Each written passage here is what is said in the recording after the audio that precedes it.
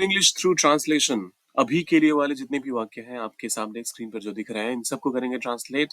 लेकिन वीडियो शुरू करने से पहले आप सबको पता है लाइक कमेंट शेयर और सब्सक्राइब करना है।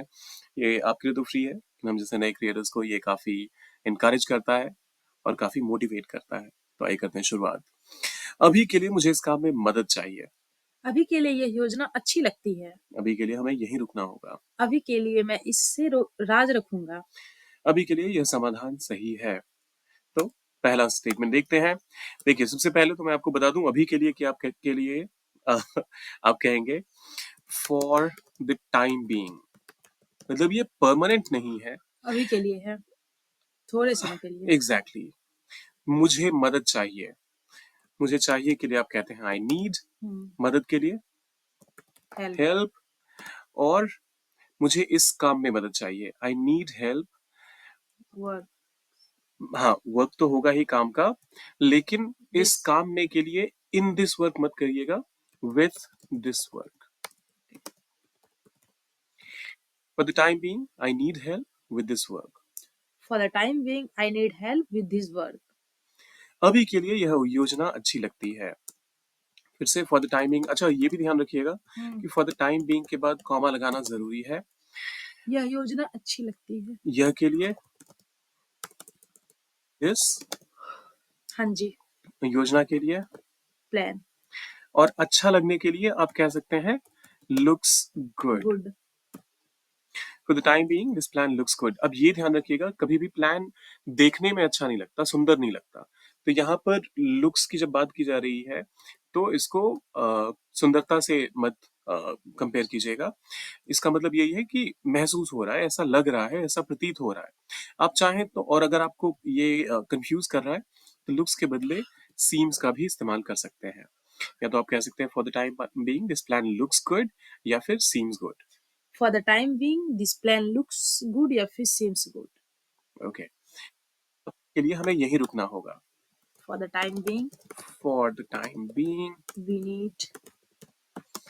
में यही रुकना होगा। तो देखिए ये बेशक आपको ऐसा लग रहा होगा सुनने में कि कोई कंपल्शन है, लेकिन अ, जो जरूरत है वो कहा जा रहा है कि अभी हमें यहाँ रुकने की जरूरत है, कुछ ऐसा सेंस आ रहा है। सो वी हैव टू नहीं, we need we need to. Stay here. और रुकने के लिए आप स्टे का इस्तेमाल करते हैं, यहाँ के लिए here. Here. For the time being we need to stay here. For the time being we need to stay here. अभी के लिए मैं इसे राज रखूंगा। फॉर द टाइम बीइंग, ये वाला तो खतरनाक है। अगर कोई आपसे कहता है कि मैं सिर्फ अभी के लिए राज रखूंगा तो फिर तो आपको समझ आना चाहिए, लेकिन फिर भी ट्रांसलेशन के लिए मैं रखूंगा। I will. I will, future की बात हो रही है तो आई विल। रखने के लिए आप कहते हैं कीप, और राज रखने के लिए, इसे राज रखने के लिए कहेंगे I keep it a secret. For the time being I keep it a secret. For the time being I will keep it a secret. Keep. और ये आखिरी वाला है, अभी के लिए यह समाधान सही है। फॉर द टाइम बीइंग, यह समाधान, दिस, दिस। समाधान के लिए आप सॉल्यूशन का इस्तेमाल करेंगे। राइट। और सही है इसकी अंग्रेजी क्या होती है ये आपको कमेंट सेक्शन में डालना है। For the time being this solution is what, वो डालना है आपको कमेंट में। बाकी एक बार फिर से रिवाइज करते हैं सारे स्टेटमेंट्स को। अभी के लिए मुझे इस काम में मदद चाहिए। For the time being, I need help with this work. For the time being I need help with this work. अभी के लिए यह योजना अच्छी लगती है। For the time being, this plan looks good या फिर seems good.